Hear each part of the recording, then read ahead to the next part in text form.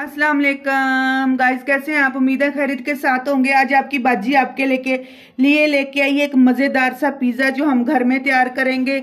ये जो है आटा मैंने गूंद के रख लिया था, तो ये देख लें कितना फूला हुआ है। तो अभी लिया है हमने छोटी बोटी वाला चिकन। इसका हम टिक्का पिज़्ज़ा जो है तैयार कर रहे हैं। ये हमने बारीक शिमला मिर्च काट ली है, बारीक टमाटर काट ले हैं, लहसुन अदरक है। तो अभी ये है टिक्का मसाला, नमक, कुटी हुई मिर्च, थोड़ी सी काली मिर्च, और ये है जी हमारी चीज़ जो हमने तैयार की है घर में। इसकी वीडियो मैंने आपको दी हुई है, आप देख लीजिएगा।